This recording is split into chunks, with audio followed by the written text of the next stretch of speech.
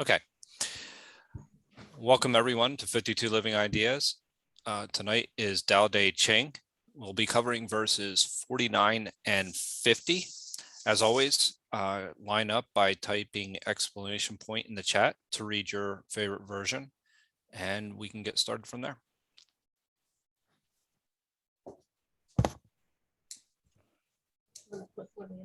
I'll read. Well, if we have no takers, I can actually jump in and get us started. Actually, David, go right ahead. Okay, so let's try renewal for 49. So the sage's self is not a self for itself. He makes the people's self his self. I am good, to the bad I am also good. For how shall virtue express itself if not in goodness? I am candid to the candid. To those who are not frank, I am also candid. How shall virtue express itself if not in candor? The sage, also always absorbing, lives in stillness in the world, but his heart is open to receiving the conflicting impressions of the world. And the people of the world gaze at him round-eyed and agape, and he treats them as children. Thank you, David. Next up, I have Mike, followed by Margarita. I have the Wayne Dyer version. The sage has no fixed mind. He is aware of the needs of others. Those who are good, he treats with goodness. Those who are bad, he also treats with goodness, because the nature of his being is good. He is kind to the kind. He is also kind to the unkind, because the nature of his being is kindness. He is faithful to the faithful. He is also faithful to the unfaithful. The sage lives in harmony with all below heaven. He sees everything as his own self. He loves everyone as his own child. All people are drawn to him. He behaves like a little child.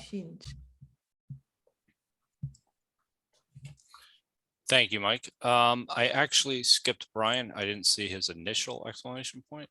So we'll go to Brian and then Margarita. Okay, I'm going to read it. Oh, Penny. Okay. Yeah, Stephen Mitchell. Okay. The master has no mind of her own. She works with the mind of the people. She is good to people who are good. She is also good to people who aren't good. This is true goodness. She trusts people who are trustworthy. She also trusts people who aren't trustworthy. This is true trust. Master's mind is like space. People don't understand her. They look to her and wait. She treats them like her own children. Thank you, Penny. Margarita. I read in Bahasa, chapter 49.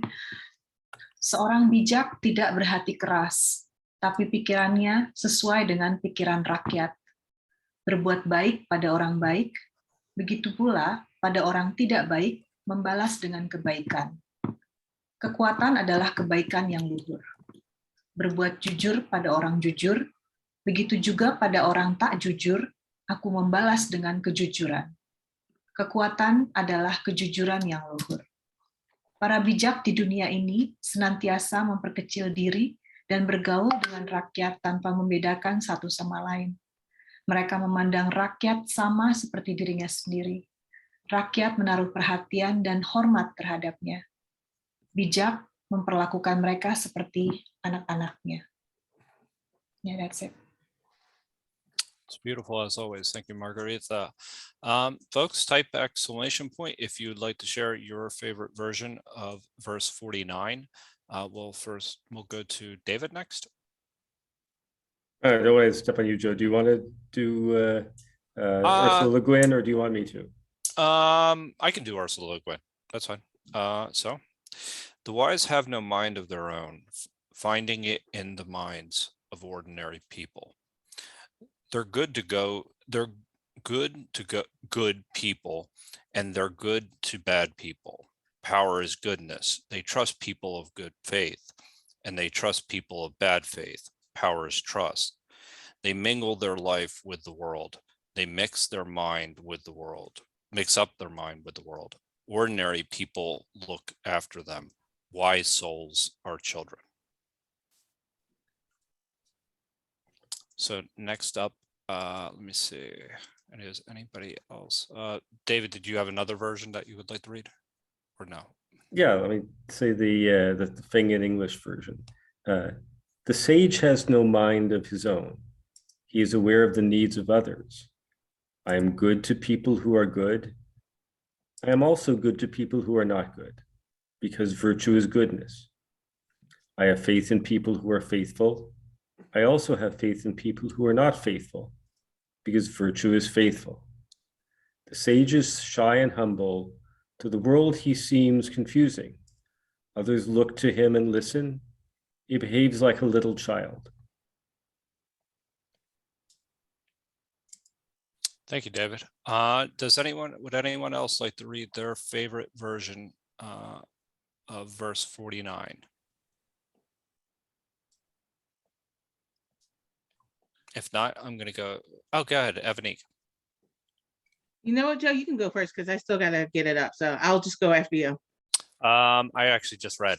So. Oh, sorry. I stepped away. I'm just going to go over to Jason. If okay, that's fine.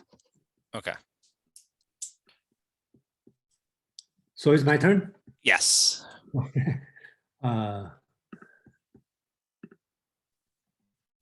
Okay, so a few things I'd like to clarify. I don't want to sound like I'm criticizing other translator, but I just want to bring up the the original Chinese character meaning. So that's my purpose. So first line talk about the sage has no unchanging mind. Okay, so this thing I think we need to some explanation. The word this one called xin in the meaning means your heart. Okay, but in Chinese word this heart also means your mind. So the correct translation should be my heart. Okay, so another way to, it's common in Chinese family when the kids are not focused, the parent will say focus your heart, okay, not your mind. Okay, so heart means as a mind. So most translation do it mind. So, but I think here, my translation, I think it should means no. There's a two version of in Chinese. One 常无心, 常无心 that means no heart, okay, no mind, okay. And another version called 无常心 that means no unchanging mind. Okay, so there's a two different versions. Okay, but I will take this the second one, the 无常心 that means no unchanging mind. Okay, the reason I take this one, I think the mind here means idea. Okay, so have some idea what to do. Okay, what's the policy? Let's assume the sage is the ruler. So he is talking about the sage has no certain idea what to do for the policy. That's my understanding. Okay, so here I put a green that's among's translation. Among was put as the sage consistently has no fixed mind. So I think among take this word, that means consistently no fixed mind. I think that I will let Amang explain his way. Here we have a little bit different on this one because I think here means persistent idea. Okay, so his mind or his idea is the mind of the people. So basically he is following what people thinking. Here is a little bit tricky. A lot of explanation will say, okay, that's kind of like a democracy. Okay, as a ruler, I follow what people is thinking. But we will see, you know, I have a little bit different idea. So next one, I think most translation are very similar for the next paragraph, I call it. So those who are good, I'm good to them. And those who are not good, I'm also good to them. This is the virtue, okay, so-called Dao De Jing, the second word, the virtue of goodness. That's the first line. Okay, I try to do a word-to-word translation. Those who are trustworthy, I trust them. Those who are not trustworthy, I also trust them. This is the virtue of trustness. Okay, so basics, that's the translation. Interesting, if you may pay attention, I use the word I. Okay, so most translation do like he. I think here is this. They start with sage, and the data say I. Okay, so probably he kind of like assume he is doing what the sage is doing. That's why I try to be honor the original word, because in this text, the Lao Tzu, the author, use I. Okay, so we can also translate as the sage do this, and we should do this way. And I think that's another way to understand. Okay, and this the next paragraph a little bit. I see some translation a little bit different. Okay, so let me read it. When the sage governs the country or the world. Okay, so here's the under the sky. These two words is a very strange word. Okay, xu. Okay, some translation call it confusion. Okay, it doesn't mean confusion. These two words means smooth. Okay, I put the picture here. That means this: the back of the birds. Okay, so if you look at the bird's feather, okay, it's not smooth. It's going in one direction, right? So smooth or in one direction, not bended. Okay, so that's the word mean. And this one is a very ancient word. I don't see any modern day use this word, except one person's name have used this word. Okay, so that's the word. Okay, so basics, this sentence is talking about when the sage govern the country, he make his mind vague. Okay, 混其心, make his mind vague for the sake of not disturbing the people of the country. So these two words, the bird's feather means smooth, not disturb. Okay, because if you calm the birds or chickens feather, you will know you only can go one direction. If you go the other direction, it's not easy. So I think that's he means. So basics here is talking about the sage. He has no fixed mind, has no persistent idea, and he used the people's mind as his mind. And the people are good to him, he also good to them. People are not good, he also, the sage or we should still good to them.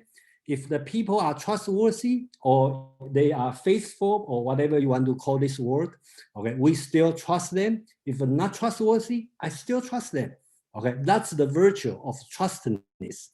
That's what he's talking about. And they talk about when the sage govern or we govern the country, we should not disturb what's people's idea. That's all it's talking about. And the last sentence will be a little bit tricky. Okay, here they say, I read in Chinese, 百姓皆注其耳目. 百姓, okay, that means 100 last name, 100 surname. That means the people, the citizen of your country. All focus on these two words. 耳目 means ear and eye. Okay, so I don't know other translation doing, but my translation I will call it cleverness. Okay, because in Chinese, smart, clever means good eye, good ear. Okay, good eyesight, good hearing. Okay, so I believe here they say Lao Tzu is talking about the people are all focused on their cleverness. Okay, but to the sage, all are as children.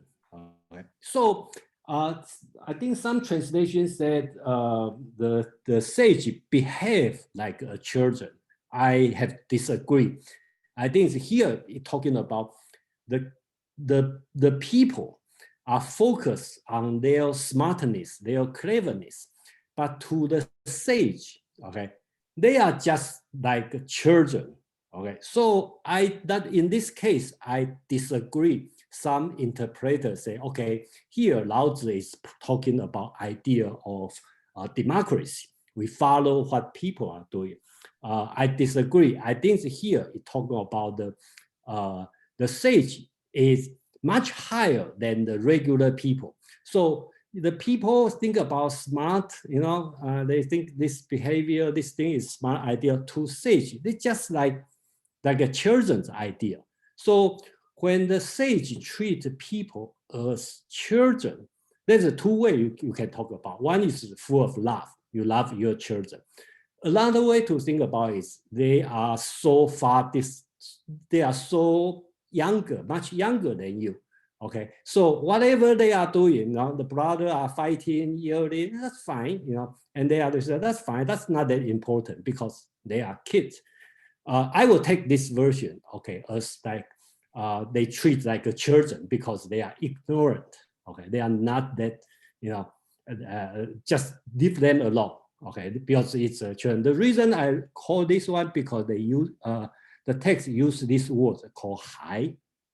In my opinion, this word means children, but the younger children, which means the children just start to speak.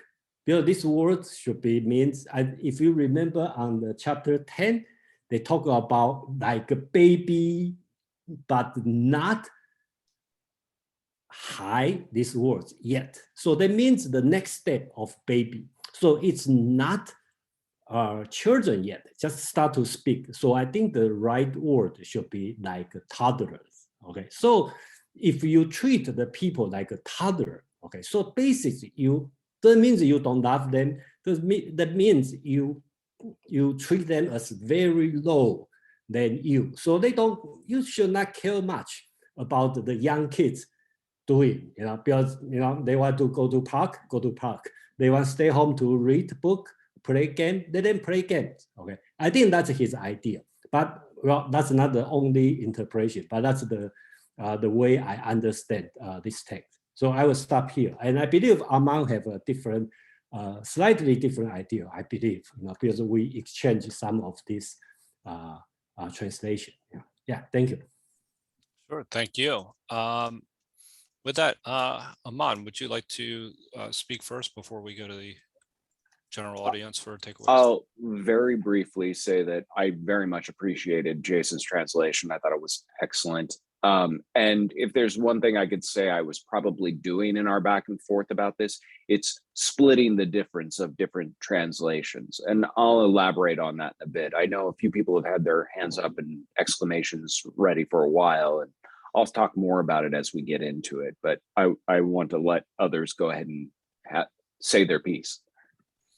Okay, yeah, and yeah, I have a couple questions for you as well. Just mainly that first verse. So, but we'll let everybody come give their takeaways, and then we'll come back to you, if that's okay with you. That works. So first, I have Douglas, followed by Katie. Mine's a simple thing. The Dalai Lama said, "Make friends with your enemy." What? Yeah. So that's that's the big thing. The whole thing's covering what he said. Make friends with if you have an enemy, make friends with him. So that's all I can say. Thank you for that, Douglas. I'm Katie next, followed by, and I forgive me, I don't want to say your name incorrectly. Is it Yogeshwar?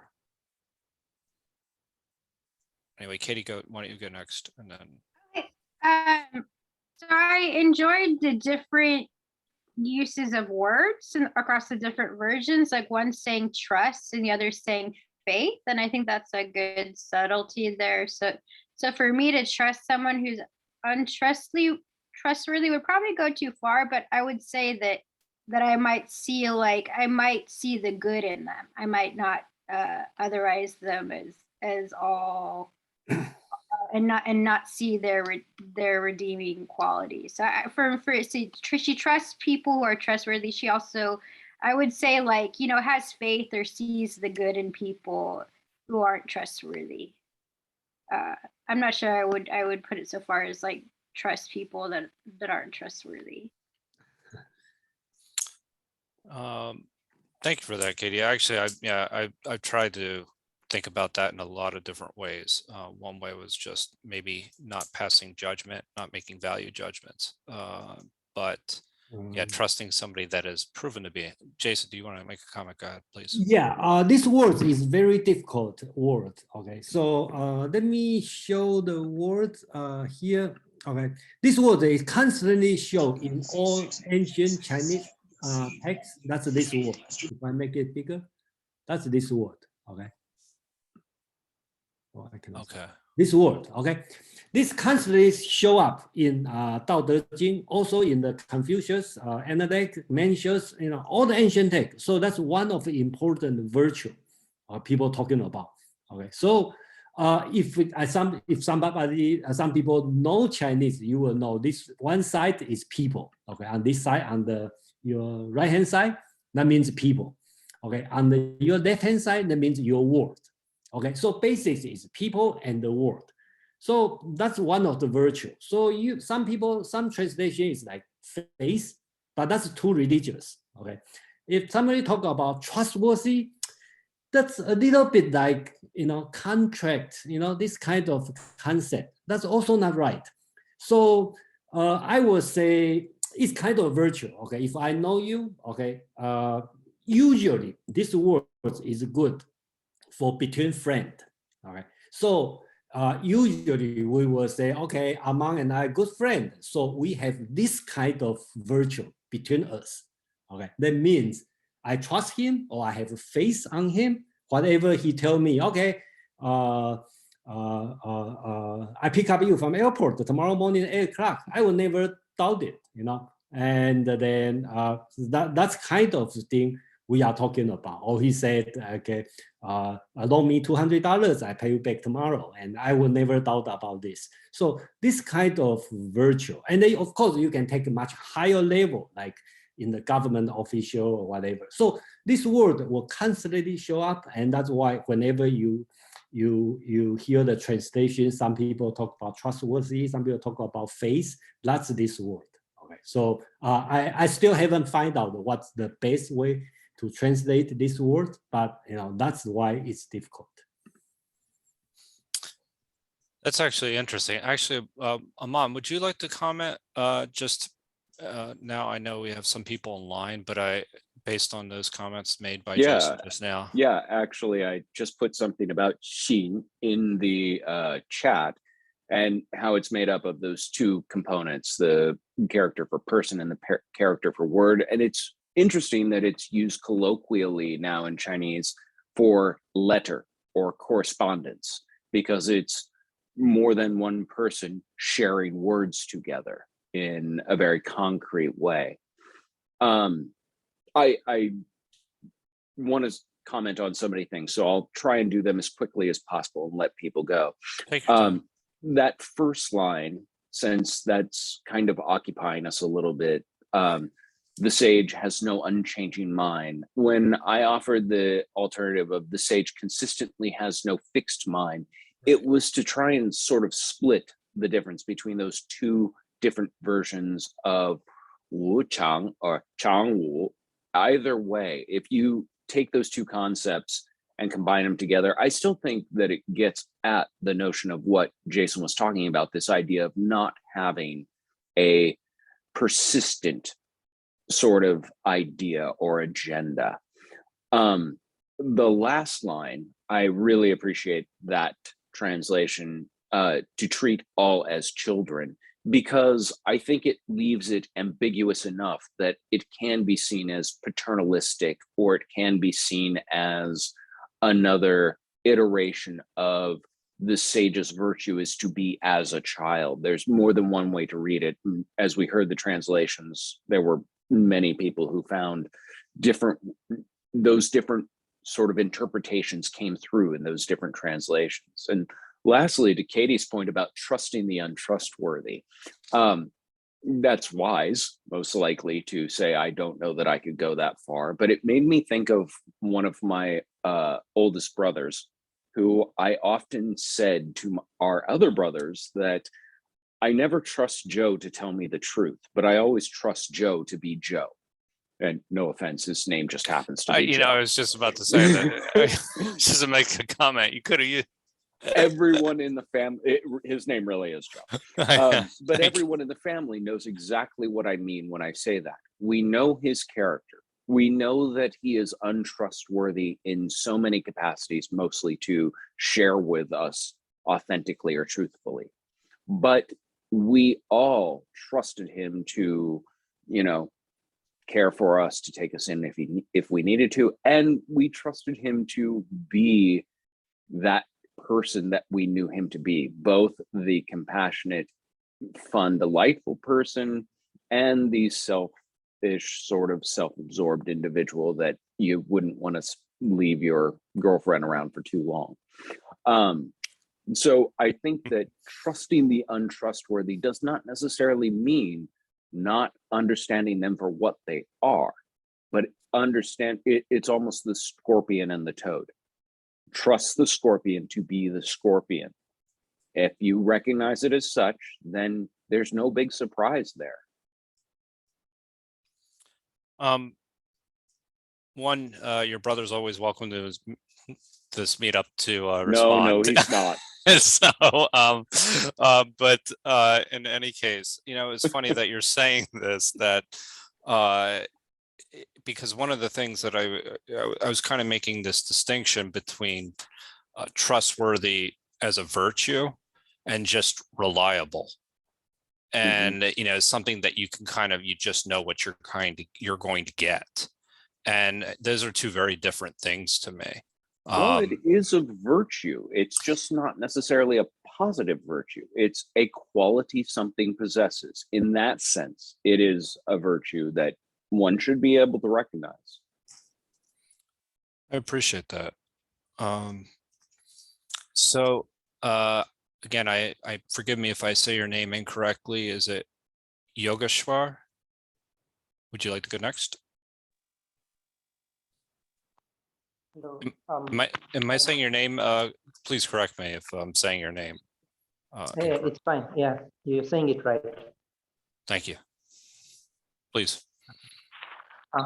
Thank you for allowing me in. Actually, it's the first time I've attended this meetup, and it's Welcome. quite interesting. Welcome. I've listened to Jason, and actually, I would not know more Chinese than him. But I just wanted to reflect on, there's a quote from the Bible whereby Jesus says that only those who are like children will enter the kingdom of God. So this actually, I feel that it actually relates to that. Maybe this is just my thought. Yeah. Sure. Those who are like children are the sage. So it's probably not all the qualities of the child will enter the kingdom of God, but those who are like children, you remove the parts of ignorance,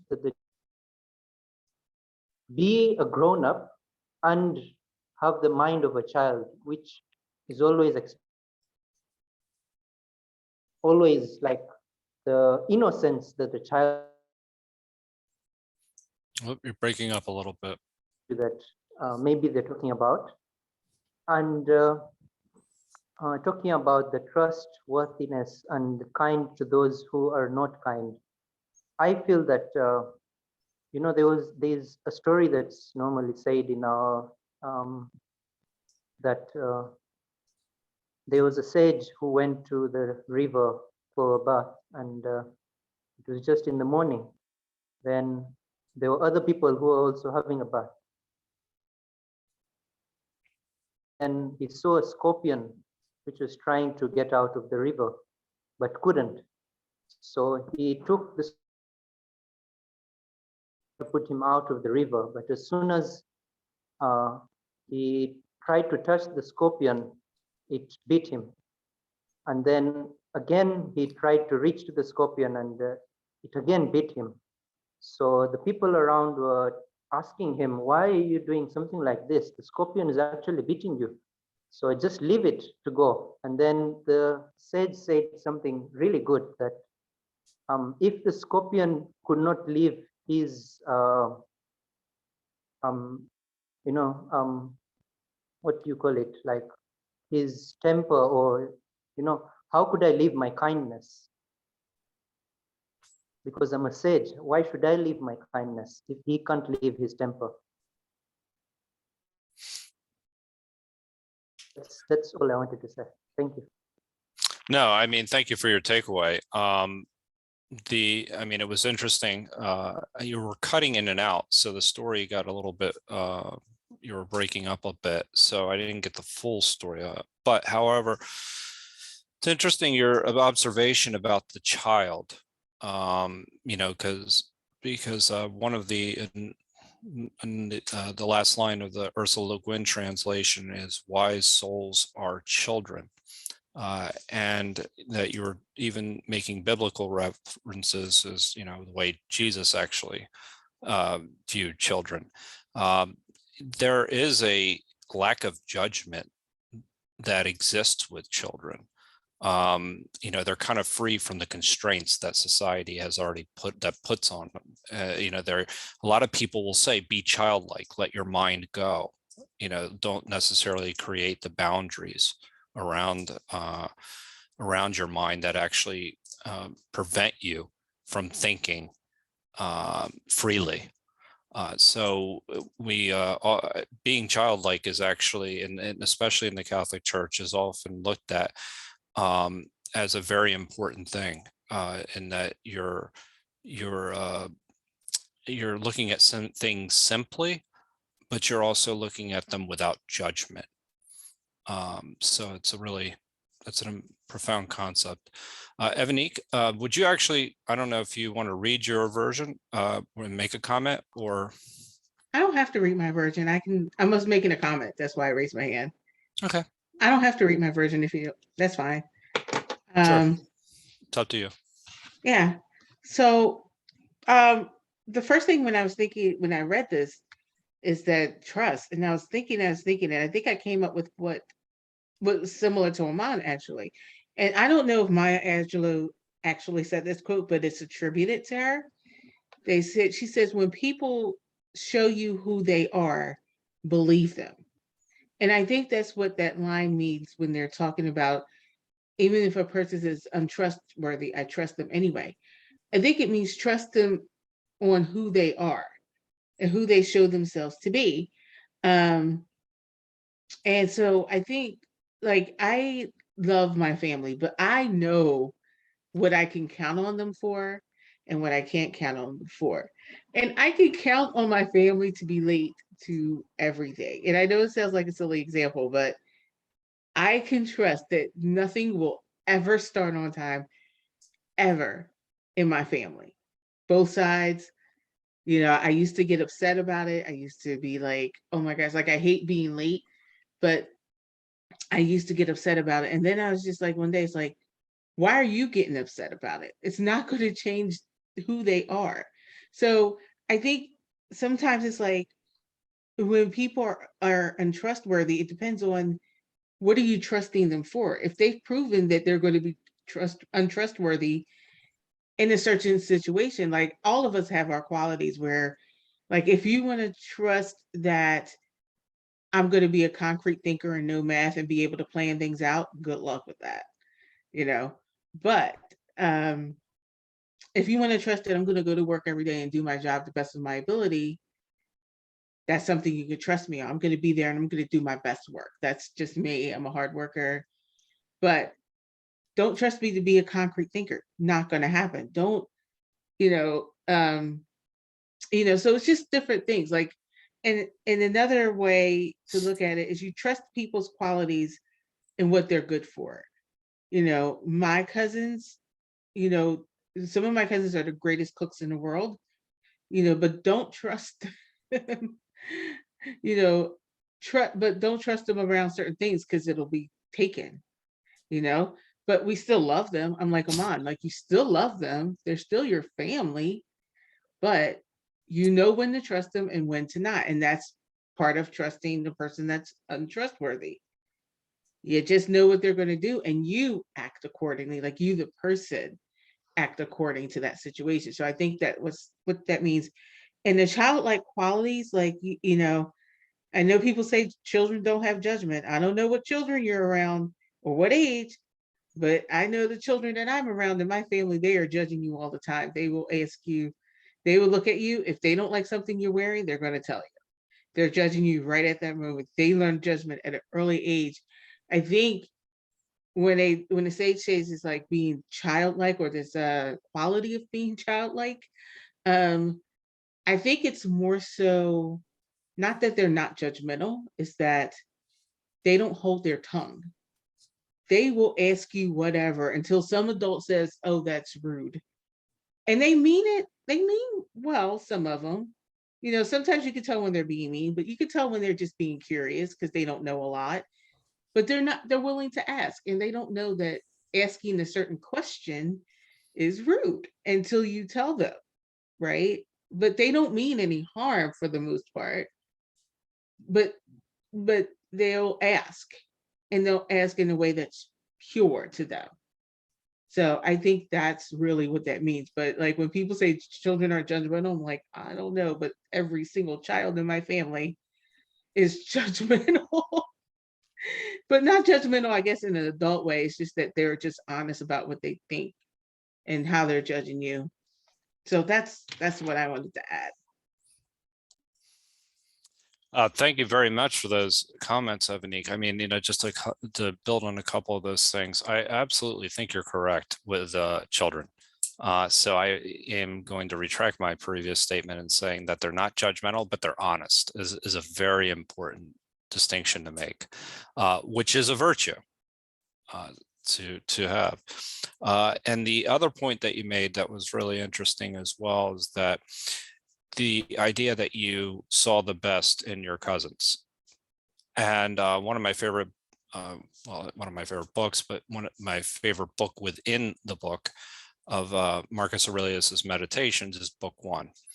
And he's going through and he's citing the virtues in each one of the individuals that he impacted him in his life.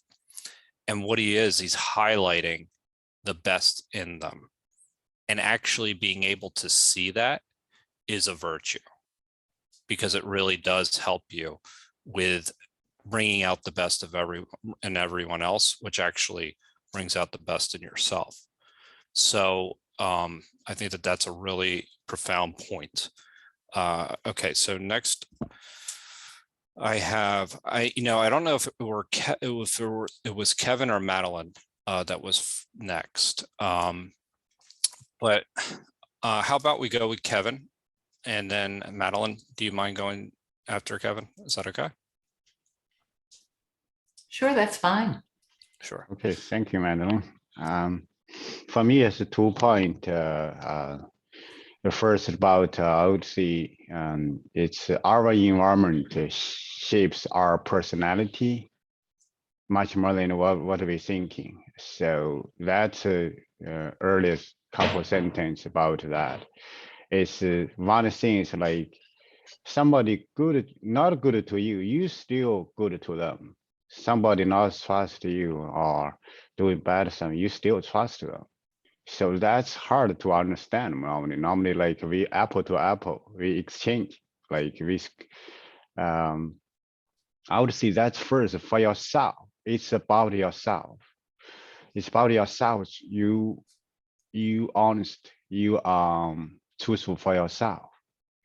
The some around ours, if they keep, let's say from extreme side, they keep solve something bad to you, that's their fault. You can consider. Also, one day they're going to realize, I can't, do something bad to others, but I cannot do it to someone with every time truth to me. I have to. So environment is so key. If you keep build that surrounding around you, that's your relationship circle would be like trustful circle. The second point is about the child. I might say, treat all as children. As a child mind is so important. We learn about the line. It's about not about teaching. It's about learning and practice. What a learning quick way, you have the child mind. Just set your mind to 0. Open your mind, learn from you consider bad or good, you all can learn. So I'm going to pause here. Thank you. Yes, that's an interesting way of looking at it too. Children's minds are not fixed, so that they're open to other people and things. But I know Jason is standing by his translation. So do you want to make a quick comment, Jason, before we go to Madeline? Yeah, let me go with a quick comment on here. Okay, I hear everybody, and I know the other ways is better. Okay, put this way. But I just have to be faithful to the text here. The reason is these words, 接 and 接. Okay, that means all. Okay, the people all focus on their smartness. So it's hard to explain like all the sage all behave like children or something. I think sage will treat them all like toddler children. So that's the way I kind of think it. And then I think the reason is they want to make the distance. Okay, you are much higher, the sage, the ruler, and the people are much lower. Okay. So I think that's the meaning. And I just based on the text and my understanding of the Lao Tzu's political idea, I just have to say this way. Yeah, that's my quick comment. Thank you for that. So then I have Madeline followed by Margarita, followed by Brian. Okay, thank you, Joe, for running this, and Jason and Aman for the translation. I got a lot out of this once Jason and Aman were doing the translation. I got much more out of it. It almost feels like 2 separate pieces. That nice big central chunk, which is talking about I'm good to people who are good to people who are not good, because so that this whole central portion is saying what's important is what's in you.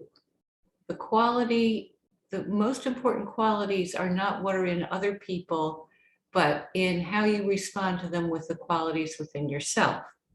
So that is lovely. Then, when I put the whole thing together, it seems like such a deeply cynical poem. It basically says, sage, ruler, king, your people are going to run around like toddlers. They think they're clever, but you know what? It's probably going to be okay. Just leave them alone. Don't get in there with a fixed idea of how they should do everything. Let them do their thing and bring your own good qualities to it all without responding in kind.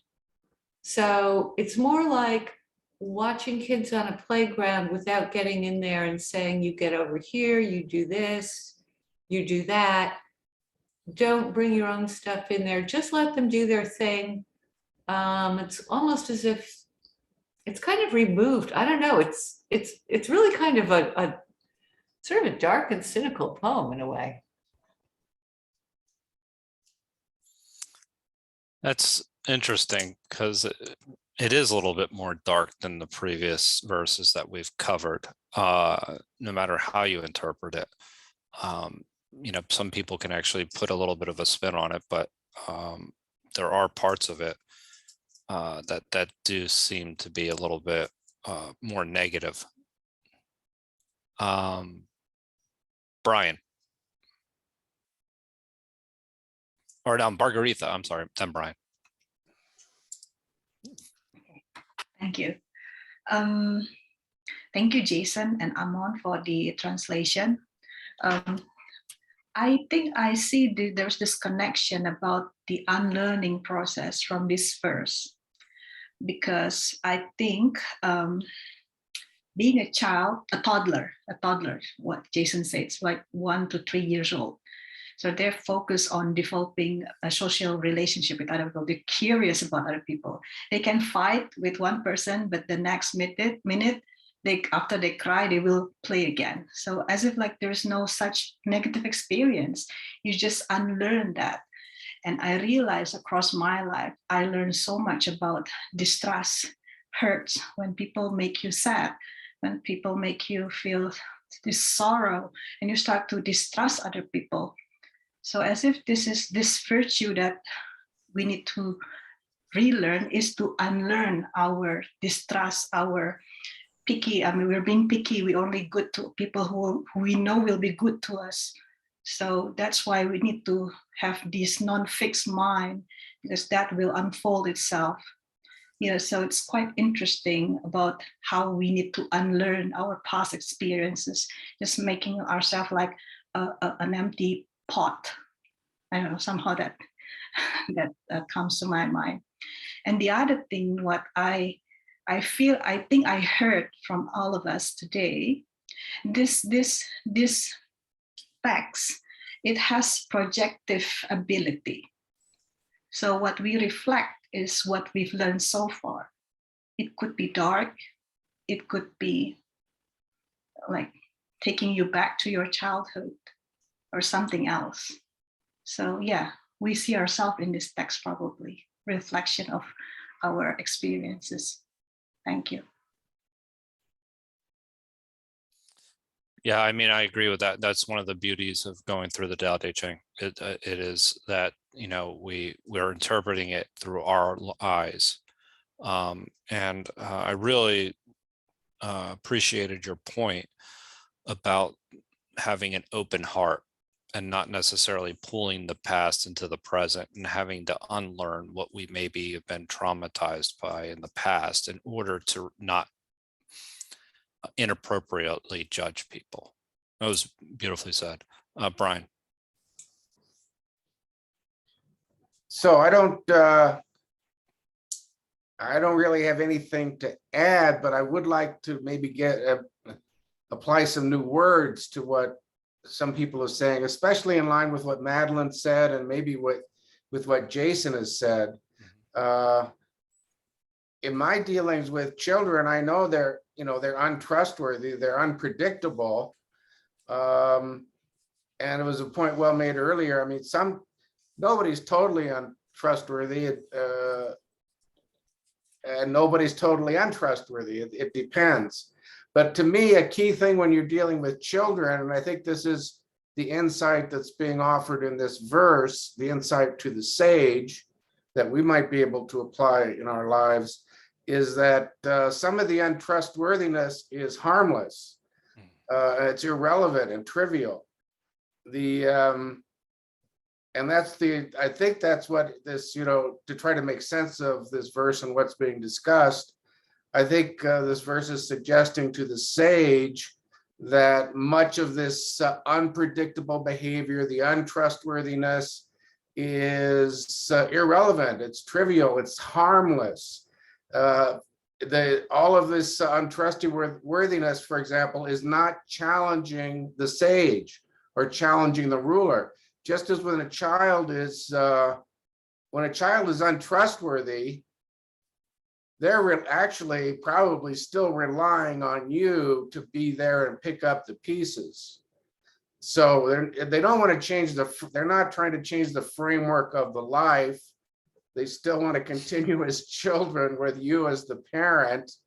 And then they're going to act things out and experiment and learn and grow in that way.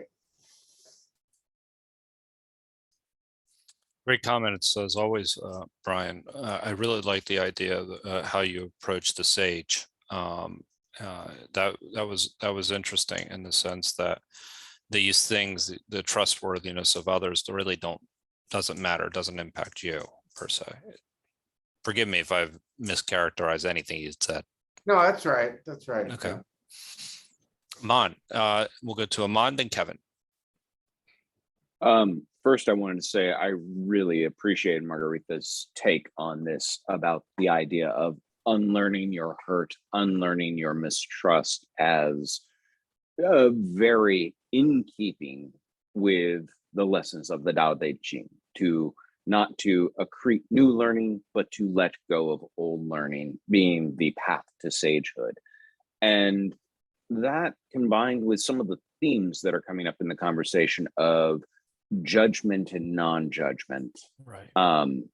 Trustworthy, of wanting things one way versus another. This chapter and chapter 50, I really feel are callbacks. They're an opportunity in the text that's, when you first read them, it's very easy to look at it and say, okay, I got it, this one or the next one. But then you read a little deeper, and I can almost see a situation where teacher and student sit down and he says, oh, you have it. Yeah, I've got it. Okay, go back and read chapter one more time, and then read this again, and then tell me if you actually have it. Because the opening lesson of chapter one, there's the line translated variously as ever desireless, one can see the mysteries. Ever desiring, one sees manifestations.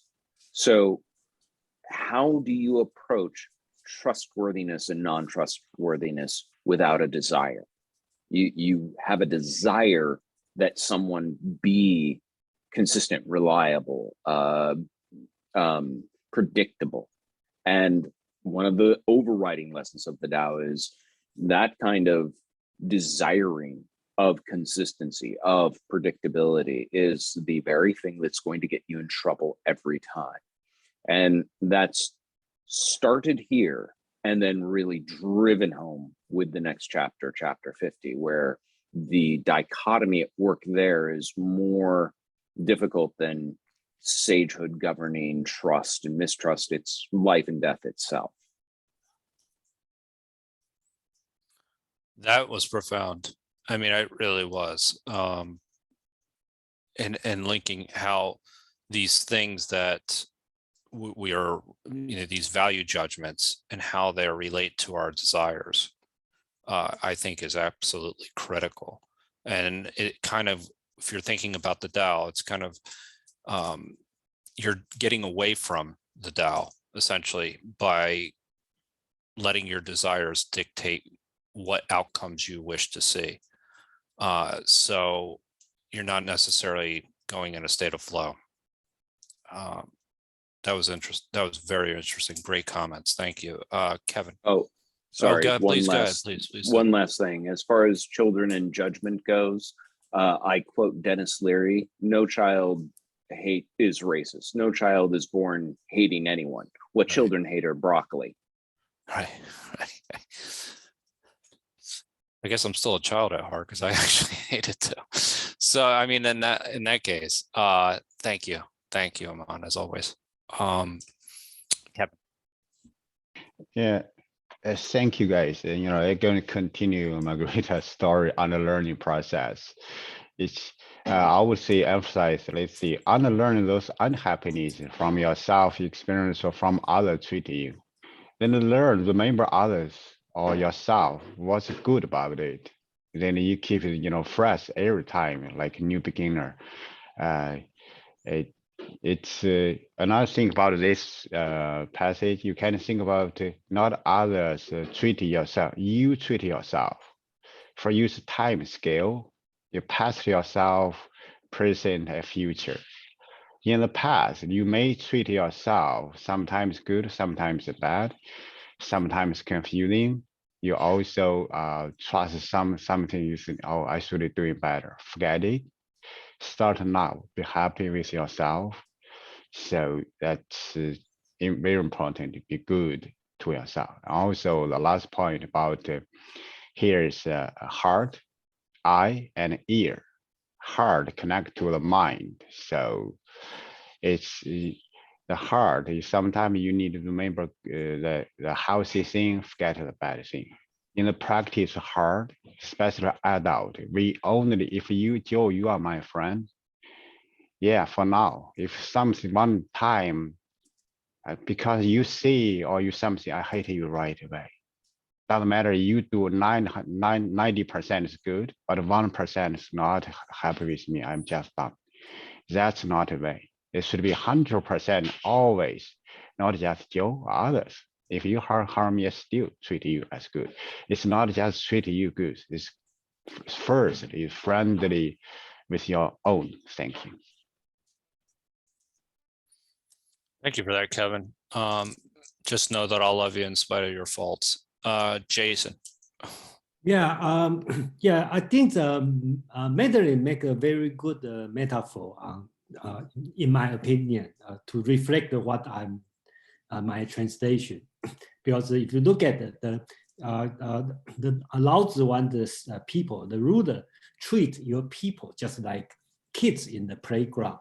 Okay, they probably push you around, they probably chasing each other. Okay, and they may yell to each other. That's fine, you know. And if they're nice to each other, that's also fine. To them, it's no difference. Better way to understand is what Confucius will do in this case, right? So that's what Lao Tzu wants us not to do. It's like, hey, Tom, okay, be nice, say please, okay, and Mary, say thank you, okay, and they try to direct the kids, right? Oh, so you should sit on the left-hand side, okay, because, okay, you should exercise a little bit more. Don't just jumping around. So that's what Confucius will do. So if you look at this way, then that's the compared to Taoism and the Confucianism, that's the significant difference. And the way to practice, put the Taoism in political, it happened after Han Dynasty, when the Han Dynasty just established. Because if you know a little bit history, Qing Dynasty united China and then corrupt in 15 years. And then they have lost like 30 years war, a lot of people died, and then Han Dynasty set up. So the way they practice, before they do, eventually they become a Confucianism. But before that, what they are doing is they are doing Taoism. So what they are doing is basically just leave the people alone. They just lower the tax and they don't ask people to do anything. They just let people survive by themselves. So you can see the difference if you compare to Taoism and the Confucianism. Okay, so you will see if you use the kids playing in the playground, and you can see different kind of parents. If you go to park to see kids, you will see different kind of parents. You will see, oh, that's the Confucian parents, and that's the Taoism parents. So, yeah. Thank you for that, Jason. Are there any other comments? I mean, these were fantastic comments. I really actually enjoyed everybody's participation. Oh, Aman, please.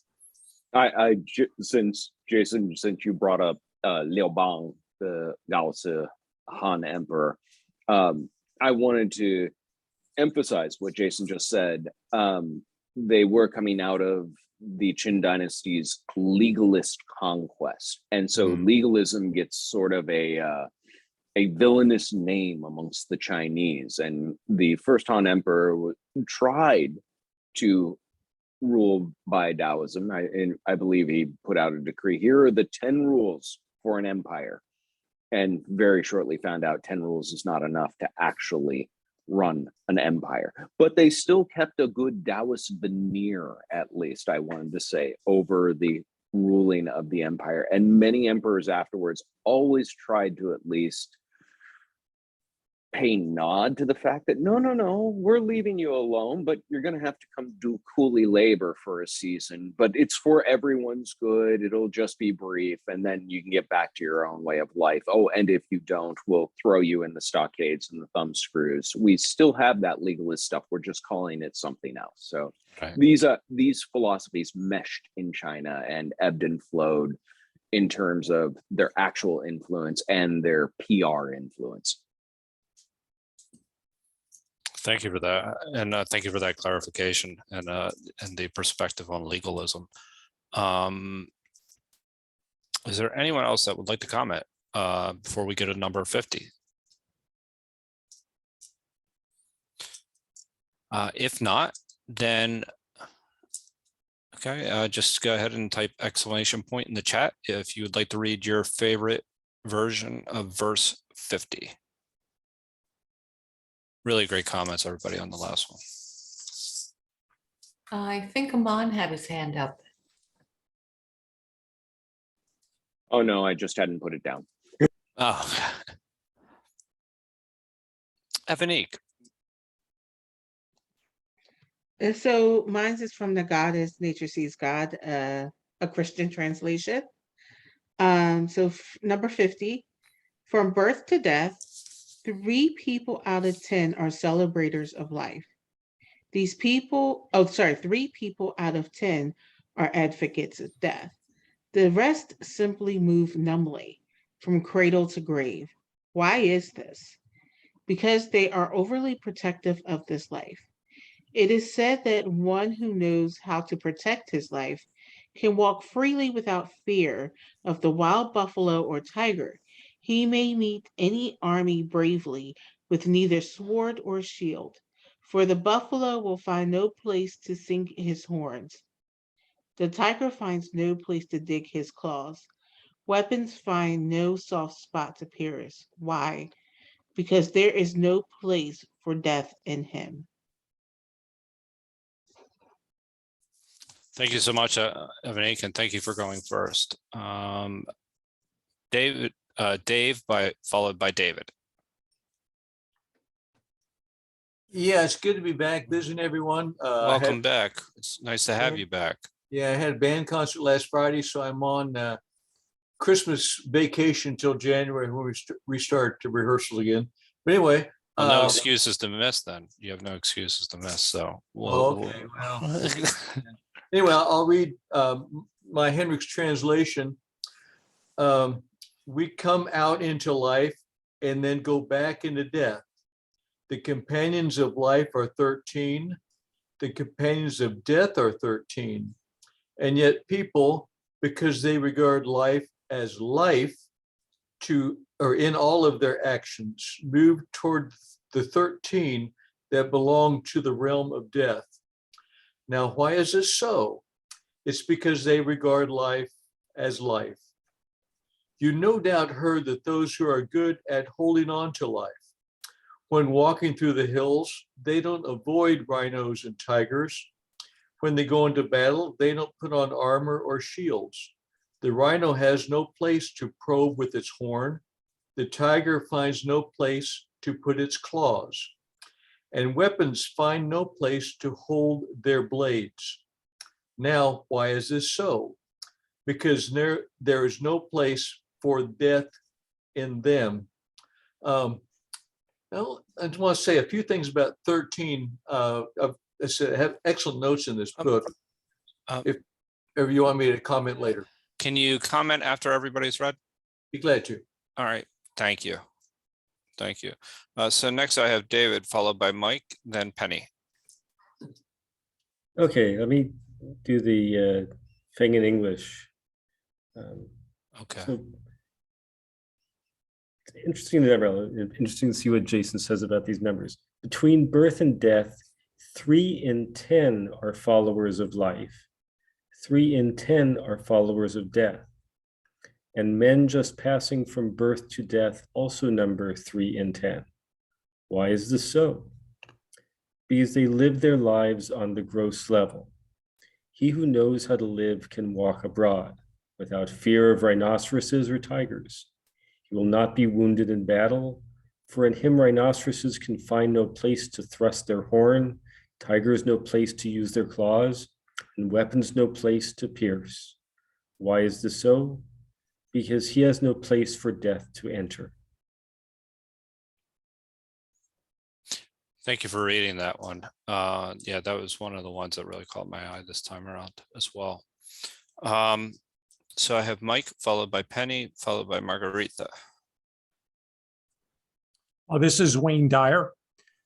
Between birth and death, 3 in 10 are followers of life. 3 in 10 are followers of death. And men just passing from birth to death also number 3 in 10. Why is this so? Because they clutch to life and cling to this passing world. But there is 1 out of 10, they say, so sure of life that tigers and wild bulls keep clear. Weapons turn from him on the battlefield. Rhinoceroses have no place to horn him.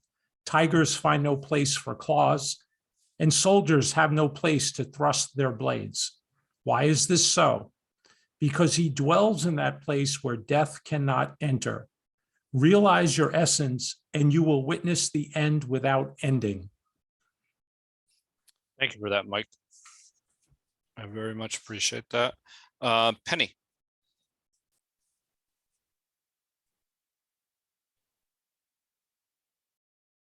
Can you hear me? Yes, now we can. Yeah. All right. J.H. McDonald. Okay. Those who leave the womb at birth and those who enter their source at death, of these, 3 out of 10 celebrate life, 3 out of 10 celebrate death, and 3 out of 10 simply go from life to death. What is the reason for this? Because they are afraid of dying, therefore they cannot live. I have heard that those who celebrate life walk safely among the wild animals. When they go into battle, they remain unharmed. The animals find no place to attack them, and the weapons are unable to harm them. Why? Because they can find no place for death in them. Thank you for that, Penny. Margarita, followed by Marco, followed by Laura. Okay. I will read in Bahasa Indonesia. Thank you. Keluar dari jalan hidup berarti memasuki jalan kematian. Orang yang mengetahui jalan kehidupan ada 3 bagian. Yang mengetahui jalan kematian ada 3 bagian. Yang mempunyai jalan kehidupan dan menghindari jalan kematian ada 3 bagian. Sebab apakah demikian? Karena manusia terlalu mementingkan kesenangan hidupnya sendiri, sehingga melupakan hidup yang sesuai dengan hukum alam. Orang bijak yang mengenal jalan kehidupan benar bisa berkelana di bumi tanpa diserang badak atau harimau. Ia melewati peperangan tanpa terkena senjata. Badak tak akan menggunakan tanduknya untuk menyeruduk. Macan tak akan menggunakan kukunya untuk menerkam. Tentara tak akan menggunakan senjata untuk membunuh. Mengapakah demikian? Karena ia tak berada dalam jalan kematian. Thank you. Thank you. Marco, followed by Laura. This is Mitchell. Oh, good. Okay. The master gives himself up to whatever the moment brings. He knows that he is going to die, and he has nothing left to hold on to, no illusions in his mind, no resistances in his body. He doesn't think about his actions. They flow from the core of his being. He holds nothing back from life. Therefore, he is ready for death, as a man is ready for sleep after a good day's work. Thank you. Thank you very much, Marco. Laura, you're next. You're on mute.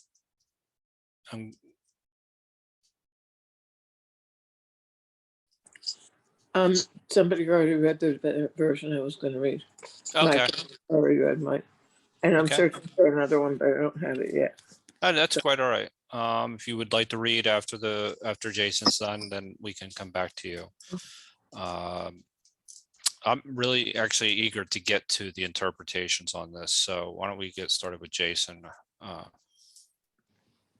Okay, let me share my screen.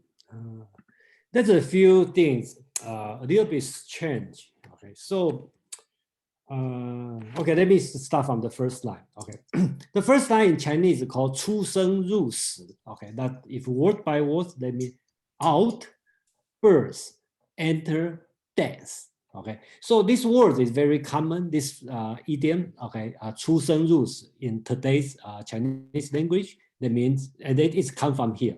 Okay, in today, if you ask anybody, then if somebody say 出生入死, that means the place is dangerous. Okay, I'm willing to sacrifice, to risk my life to do something. That means I want to 出生入死. But in this text, doesn't mean this. I think that means from the birth to the death, okay, out from the cradle, enter to the graveyard. Okay, so that's what it means. So the translation I will do is out from the cradle, till into the grave. That's a little bit word by word, but basically talk about people's life from the birth to the death. 3 out of 10 people can live long. 3 out of 10 people may die young. 3 out of 10 people could live but die by entering the places of death accidentally. So here talking about like 1/3 of people, they live long life. 1/3 of people, they die young. But 1/3 people, they just enter in the wrong place, so-called the place of death accidentally. So they die. Okay, so that's why I ask why. And I think in David's version is called 13. It's very mysterious. So because the reason the words here use 10有3, okay, the 10 have 3. Okay, so another way to interpret is 13, 10 and 3. Okay, but most translation will consider as 3 out of 10. Okay, so I think the 3 out of 10 make more sense.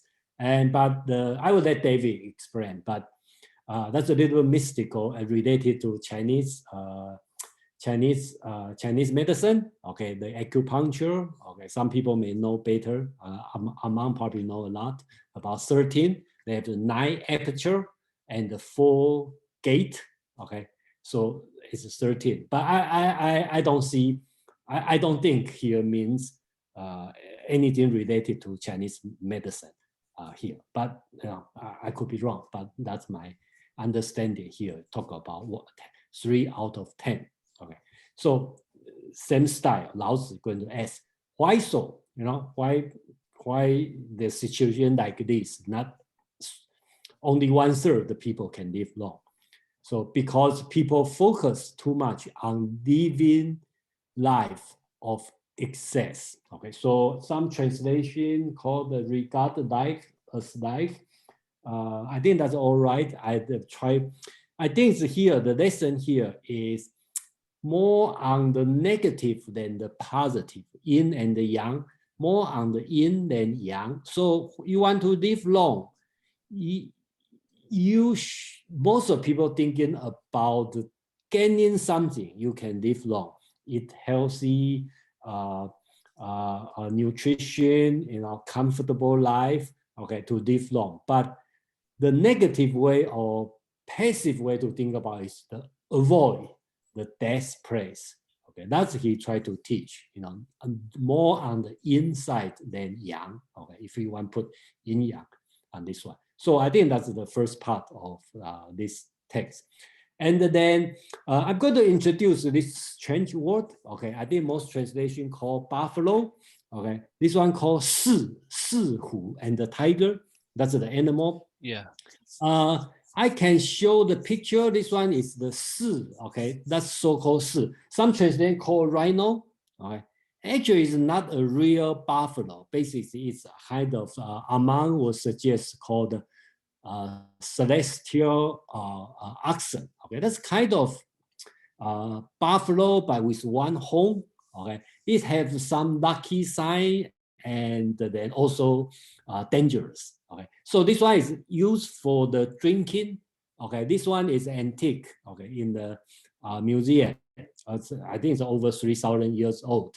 Basically, use this one to, if you see on the back, okay, they put the wine. So you can drink wine on that, but it's not for the party. It's for the worship the ancestor. So they do this one. That's a good animal, but fierce animal. Okay, so they use this one kind of dangerous. Okay. But here I don't see in the text use 四虎 as a celestial oxen. I think it's more on talking about fierce buffaloes and the tiger, because if you put in the geographic background for this text, is more on the south part of China.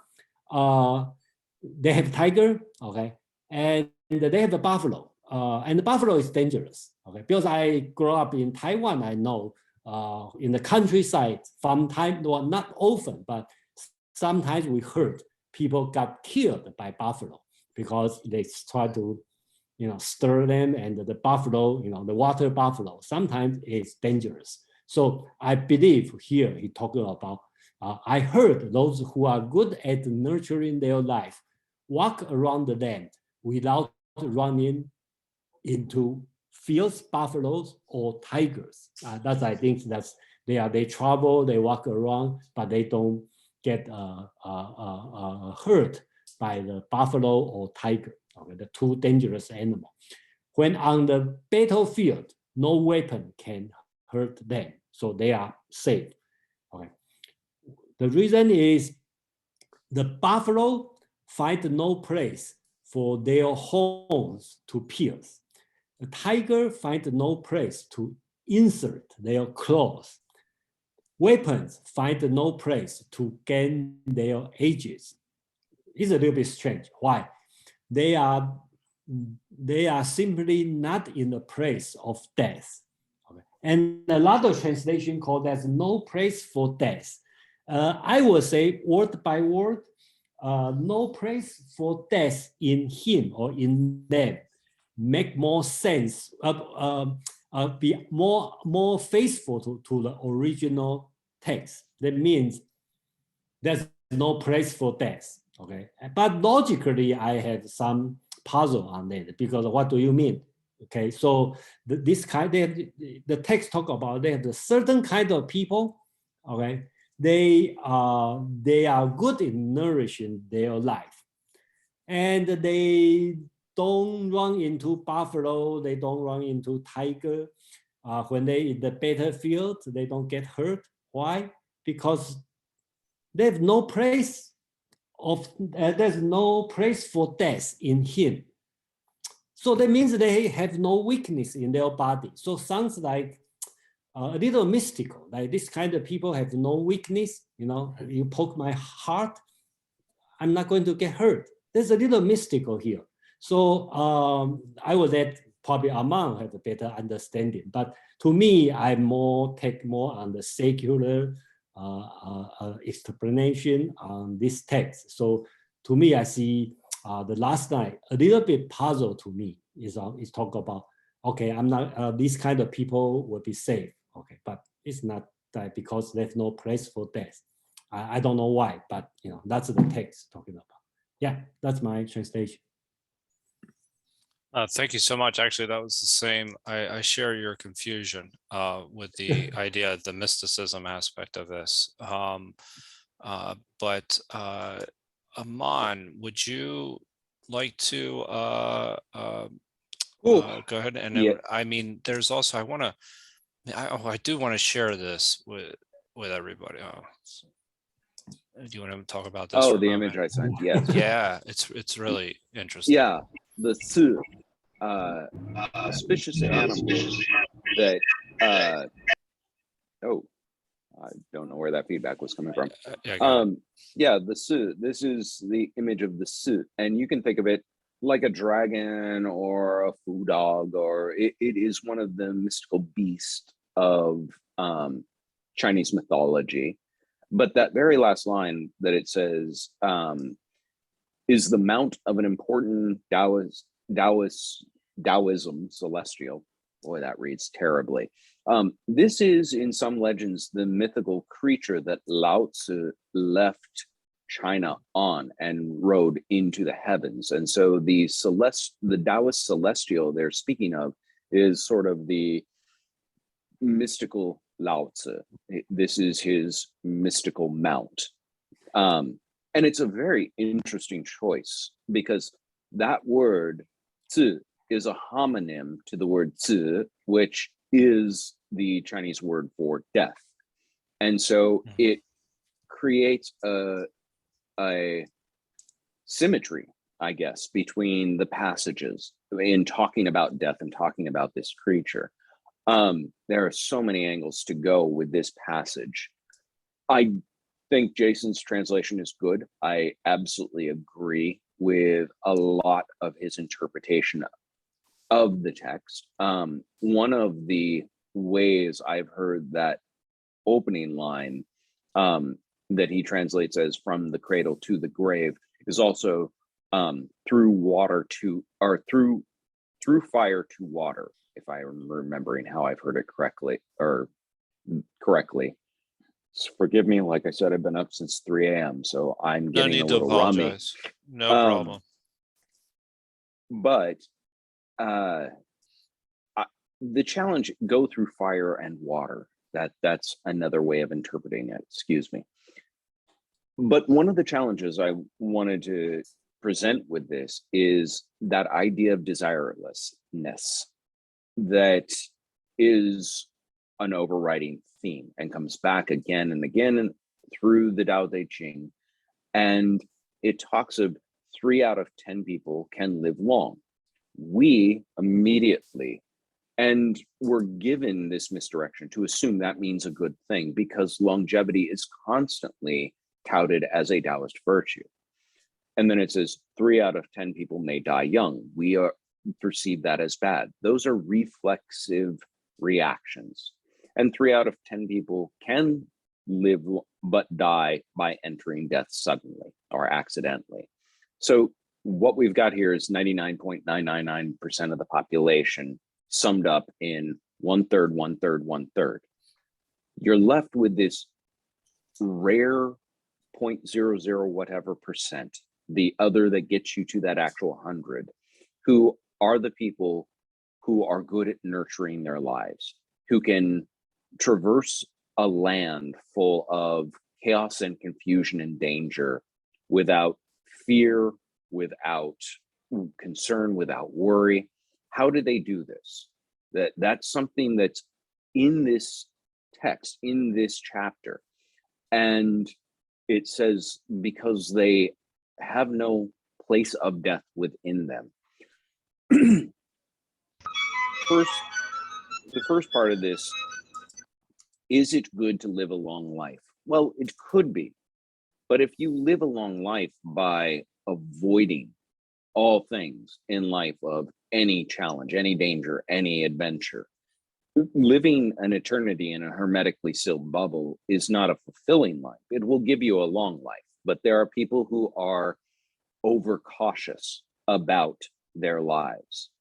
And this is reflected in that line, people focus too much on living lives of excess. This is an excess of caution. There are people who die young, and this is by an excess of incaution, of foolhardiness or carelessness, or an excess of death wish, one could think. And this is what had me thinking of commuting so much today. And there are people who could live long lives, but enter into death's place accidentally. These are people who live in an excess of caprice. They do not have too much one way or the other. So this rarefied 1%, they nurture life. We all exist in life, in the manifestation of existence. But before we were not. And after we are gone, we will once again not be. There is mystery there, that you arise out of nothingness, return into nothingness, but we are not fearful of that sort of precursor or that antecedent to our life, but we live with a fear of what comes after, because then I will not be. The Zhuangzi tale of his failing to mourn his dead wife really gets at this when he is talking with his friend and says, well, yes, of course I was sad, but then I thought there was a time there wasn't a her, and then there was a transformation, and then she was, and now there's just a transformation again. And perhaps a time will come where the transformation occurs and she will be again, or I won't be, and we won't collide.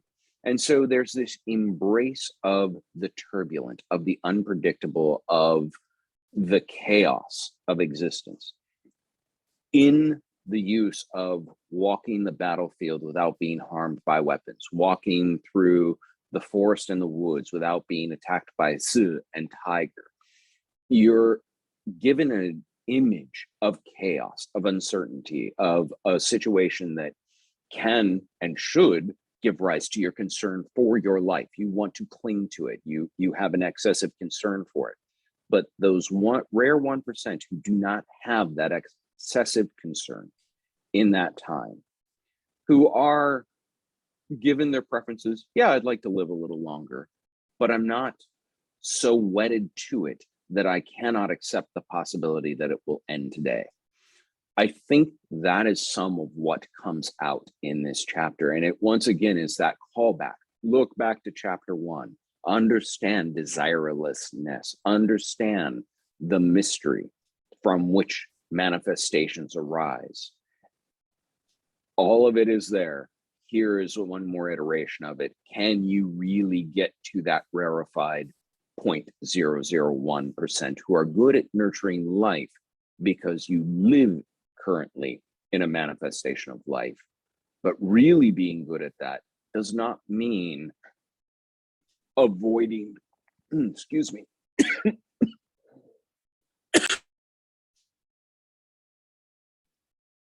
Sorry, I'm choking. No, we take your time. Truly, truly cultivating life is not the same thing as avoiding death. Sorry. I know, please. I'm sorry. No, again, no need to apologize. Just, raise your hand when you want to chime back in. That was all I had left to say. Okay. Everything okay?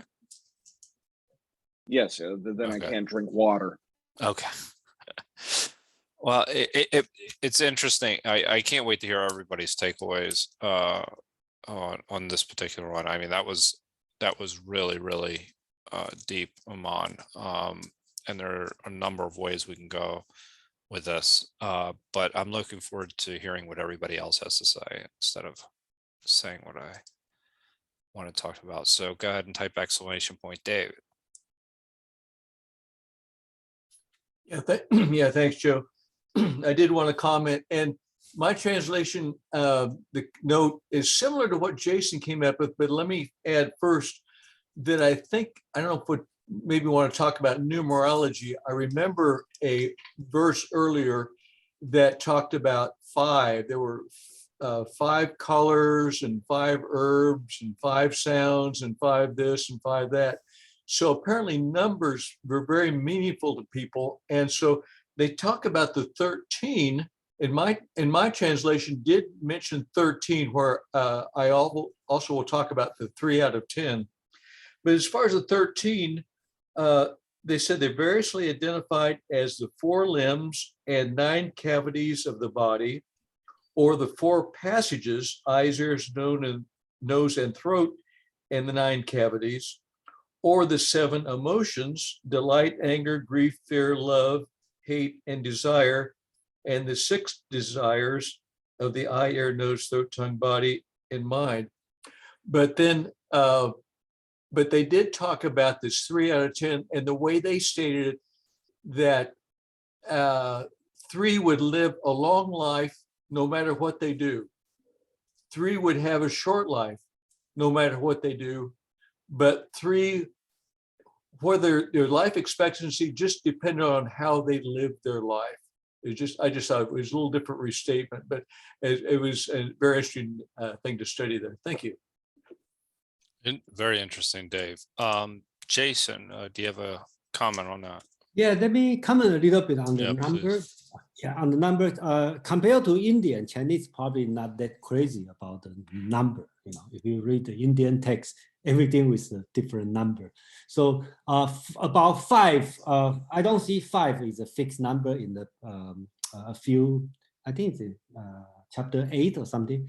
5 means different variety, different combination. Okay, so, and the 13, they have, I think the 9 cavities and 4 limbs or whatever, and the 9 cavities or 9 apertures means you have a 7, right? You have 2 eyes, 2 nose, so that's 7, and plus your belly button and anus, I think. Okay, so that's 9. So I think that's common in there. And I believe that during that time, probably have this concept, but I'm not very sure Here, means 13 and means 13 for something and 4 gates and 9 cavities. But if we pay a little attention on the next chapter, which is 51, they talk about apertures. Okay, so that's why I'm not 100% or 52, chapter 52,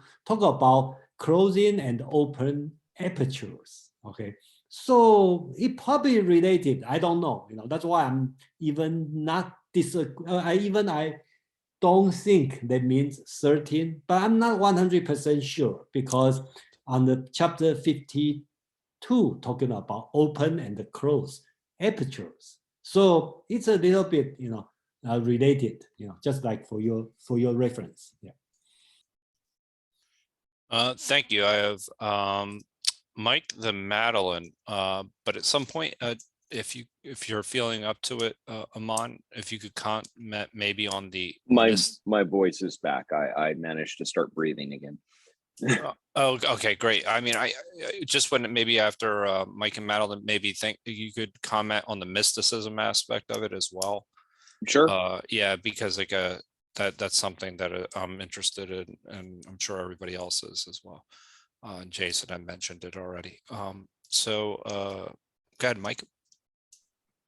Yes, I was really listening carefully when Aman was talking about the third of the people who were young, who might die young because of doing something foolhardily or just maybe living life too close to the edge. And then that very small percentage who just live life with such gusto that they don't care, right? They're just going to carry on along that line. And I could not help but put an image of Alex Honnold in my mind. And I don't know if everybody knows who that is. That is the gentleman who free solos some of the tallest cliff faces in the world without ropes. And there's a movie called Free Solo, a documentary about that process. And it's absolutely stunning to watch. And you see him at one point, I think it's 2,800 feet, El Capitan. I might be off by a couple of hundred. But at some point you see him that high in the air and he's hanging on to these little finger holds that he's mastered over a 7 or 8 year period. And at the end of Wayne Dyer's verse, it said that you will witness the end without ending. And in my mind, I'm thinking of Honnold, who is, you're kind of facing your maker, right? I mean, you're that high in the air, you have zero margin for error. And it didn't end for him. He's done TED Talks, he's done other mountains in the world, but that was a modern example of, in my opinion, like, who is this guy? Is he someone who is that tiny percent who is literally fearless? He's going to go into battle without armor, without a sword. He doesn't care because he's 2,800 feet in the air without ropes. Or is he kind of foolhardy and just like an adrenaline rush kind of person? So I'd be curious to know, one, Aman, if you are familiar with Alex and if you had any feedback about that process of appearing fearless, because it's not mystical. He really is that high in the air without ropes. And I found it a little fascinating. That is fascinating. I am not familiar with him per se, but I am familiar with sort of those what are often referred to adreno junkies, the ones who do the base jumping or the free climbing or tight ropes. And I could offer my personal judgment, but I don't know that that necessarily is relevant. Are they seeking the next high, higher and higher, and this is what will kill them? One could definitely say they were foolhardy then. Is this some way to escape from that stranglehold that fear of death has over you so that you can actually truly swallow and embrace life? I think that could be a much more valuable approach. And so I think as much as not the action, but the why of the action is what counts more here. I rode a motorcycle for 14 years. I loved riding my motorcycle, and I looked like a Lego man every time I rode that motorcycle because I also love my skin. I want a balance between doing something that I can enjoy, that made me appreciate my life, but not being foolhardy enough to decide, oh, this is where I want the skin graft at the end of this journey. because every biker knows the saying. There are two types of bikers: those who've been down, those who are going down. You have to actually be able to accept that, to be able to get on that motorcycle and treat it with the proper measure of both respect and enjoyment for what you are sort of taking into your own hands.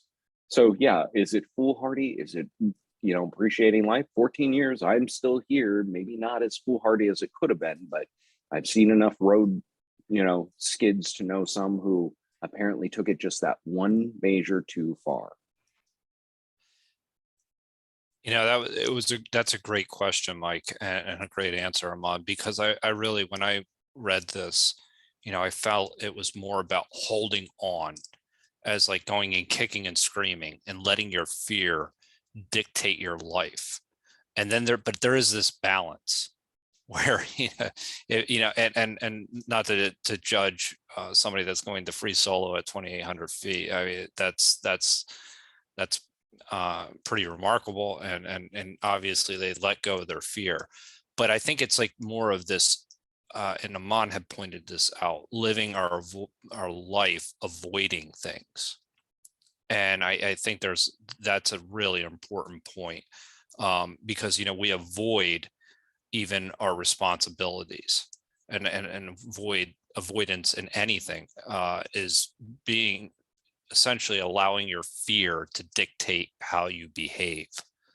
And I think that's what this really is kind of speaking to, more about our fears than it is necessarily about, it is about letting go. But I think some of those individuals that can do those things, it's pretty remarkable. It's pretty remarkable. It was a great question. So I have Madeline next. Great comments, everybody. Well, my take on the people who do the truly extreme sports like that high freehold rock climbing is that they haven't let go of their fear. What they are addicted to is the combined rush of the fear adrenaline and the celebration of the conquest of that fear in doing this thing again and again. But over time, you kind of develop a tolerance for that. So you have to do more and more. What I was thinking about this chapter, a minor thing that came to mind was Chinese astronomy. And I don't really know why, because the animals are used so literally. But it did come to mind. That the more major thing that came to mind was good old Chef Ching, the man who was so skillful with a blade in dismembering an ox that the blade would simply slip into the joints and never become dull. So this seems to be kind of the guidance on how to avoid becoming Chef Ching's ox. In other words, you don't make a place where that blade can slip in by not putting yourself at risk. Yeah, so I think this has a lot to do with that parable. Very, very interesting. Aman, do you want to comment? Or? No, but Okay. I think Jang is waiting with bated breath. Okay, go ahead. Yeah, because actually I watched Alex interview, so I think I know a little bit about his background.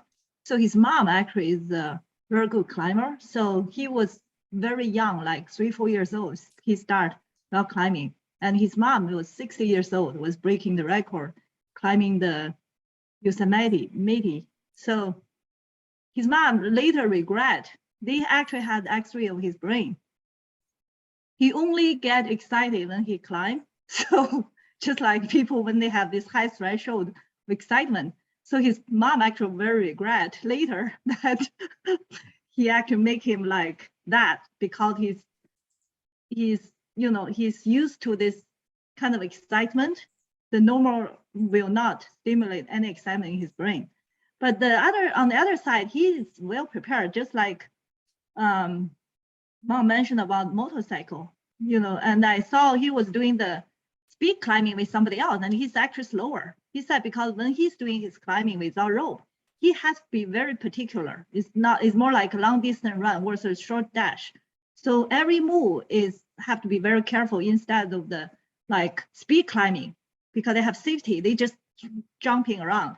So it's very, I think he has accumulated enough experience to know what he's dealing with, you know, just so I think I don't think he's foolhardy at all, you know. And so it's great people can break all this record to show the human potential, because all their knowledge and experience, you know, it's great. Yeah, one of the interesting things that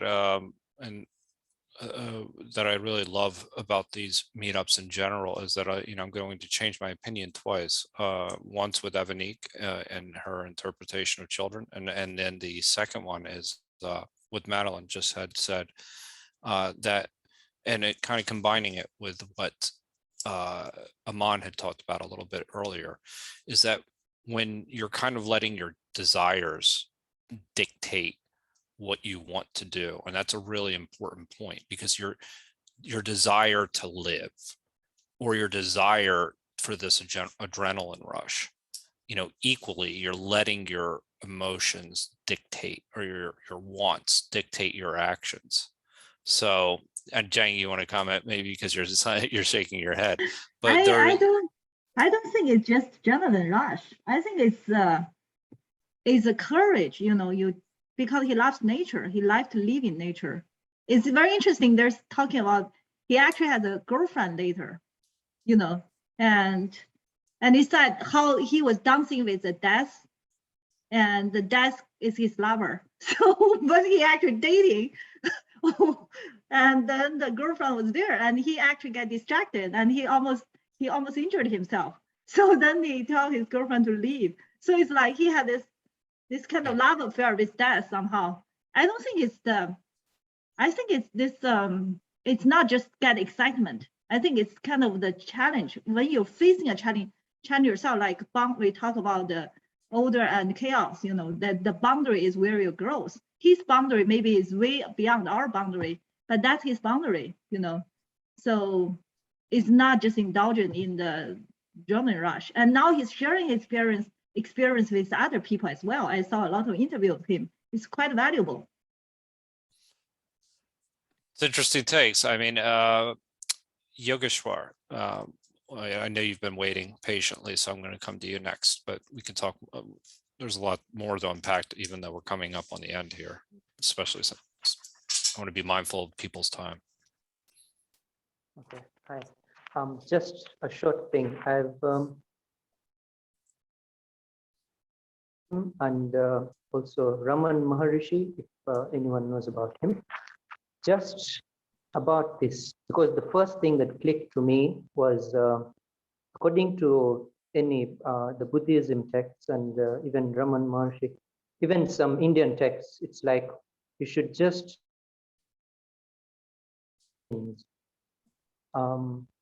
whether it's your body, whether it's your thoughts, you could just see them and still stay behind.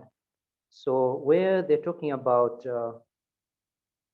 there's no place for the tiger to put in their teeth, or anybody, like nobody can harm him in any way. It's like there's the body, there's your mind, and then you're still behind there seeing all this. And it's actually a type of practice that they use. Probably it is that, or I'm not really sure about it, really. Yeah, I mean, thank you for your comments. I mean, it's really kind of open to your interpretation to a certain degree. So that's part of the beauty of the Tao. So, you know, actually, why don't we go to Aman? He wants to comment really quickly. Actually, I think you said it very well, Joe. That part of the beauty of the Dao De Jing is how many ways there are to read, reread, interpret, reinterpret, chapter by chapter. And I think that is by design. It's meant to pack as many layers of meaning into as terse of passages as possible, so that you don't just read it like an IKEA assembly instruction. You don't just go, oh, okay, do this next, because there's that Thomas Paine quote, those things which we acquire too easily, we esteem too lightly. There is an understanding that there needs to be work put in by the reader to have these realizations for themselves, so that they, in these aha moments, they're actually getting it. And not because I told you so, but because there it is and it comes to the forefront. As to the danger, adrenaline, death wish, life appreciation paradox, my own, just a personal anecdote. The one time I was the biker who went down was on a test ride of a new bike, which is absolutely not the time you want to drop a bike or crash one. Right. And it was in no small part because I was being overly cautious. I really did not want to drop that bike. And sure enough, that's exactly what happened. And the next day, sore and nervous because I didn't know if it was my skill or the orientation of the bike that was the issue, I found the nearest dealer and went and took another test drive, because I needed to overcome what would wind up being a inhibiting fear, something to have that loop in your mind of, oh, it's me, my skills are not good enough, I couldn't do it, can be crippling and disabling. And so there's a sensitivity of motive, a sensitivity of nuance and situation that is asked for from the person practicing Taoism, to have just the right amount, not too much, not too little, not too foolhardy, not too cautious, but just the right exact amount that allows you to navigate a situation. I think that is some of the mysticism that is also imparted in the text, is that you're not more spiritual because you're more pious, living further up the mountain from everyone else and spending more time away from everyone else and being at one with nothing, because the Tao is a empty potentiality, but an empty potentiality that never becomes anything is just empty. And we have already become something. We are here. That is the conceit of life, is that you are going to come into a life that will change, grow, and you are engaged in things. Now, there are Taoists who absolutely go and hermit on the mountains and get further and further into retreat. But I don't think that's the lesson being imparted. I think the lesson being imparted is find that harmony in the situation as it presents to you. And here are some tips, tricks, and roadmaps to help get you there. But you're going to have to put in the work and really delve into this deeply before it becomes clear of, okay, this is enough and that was too much and this is not enough, and keep working at it, keep striving. But better that you don't do enough than too much, because too much is always a calamity, whereas not enough, well, maybe it wasn't enough, but that gives you a chance to try again more often than not. That seems to be one of the lessons here. I am going to have to sign off shortly. I want to catch everyone's last bit of comments, but good night all. If I dip out in the middle, I'll look forward to seeing you next week. No, and just thank you for the comments. They've been absolutely amazing this evening. I mean, especially just the examples as well. And I mean, it's making me think a little bit more about my own personal life. Sometimes I don't have the courage, especially that biking story, to get back on the bike the next day. I'll share with you. I don't mind sharing with people. Sometimes I don't have the courage to even listen to myself the next day. In the sense that when I listen to a meetup, even though it would actually make me better, just the next day, I'm like, I don't want to do that. So literally, this is kind of like, your fear, my fear is preventing me and holding me back from actually getting better, and your ability to get right back on that bike really was pretty inspiring on another level. But in general, I do think that this is this is really speaking to us holding on to whatever we think is worthwhile versus what actually is worthwhile. Evanique, and then followed by Margarita. Yeah, I was thinking when Aman was talking about the Tao and so many different layers, I think there's a part of it that you have to bring yourself to the Tao. Everything, like your experiences, your fears, vulnerability to the Tao. And that's how the Tao can be applicable to your life. Because we're all sitting here in 52 Living Ideas, and we come back every week because we get something from it and we add to our lives. And tonight was especially illuminating, especially in number 50, because there's a way to live your life that's great for you. Like Aman's, like he got back on the bike. I rode a motorcycle one time, but I was the passenger, obviously. I was on my uncle's bike and I thought it was great. And I'm like, I'm never doing that. Like, and I'm like, I would never be able to drive a bike. Like, I'm a klutz. Keeping that bike straight would be hard for me. But I think it's kind of like everybody choosing your own adventure, right? If there's something that you really want to do, and the only reason you can think of not doing it is the fear, do it anyway. Like, live your life in the moment and be present to your life. And everybody's adventure is different. For some people, they want to go cross country, but they don't want to get on a plane. That's the fear that they have to overcome. It doesn't mean those same people should do rock climbing. And for the people that do rock climbing, I think that's their adventure. For some of us, that might seem to be a bit foolhardy. For them, it's what gives them life. So I think it's choosing your own adventure. It's about what gives you life. And yes, some people are daredevils and some people are risk takers. And some people will tell you, this is how they want to go. They don't want to go lying in a hospital bed, being old and having people take care of them. They want to go out on an adventure. And I'll give you an example and then I'll stop, that way other people can go. One of my aunt's friends recently passed. And I know this is a bad habit, smoking. I'm not advocating smoking, but she said that when she goes, she wants to go in a casino with a cigarette in her hand, a drink in her hand, smoking a cigarette with a drink in her hand at a slot machine. That is the exact way she went. She went quick.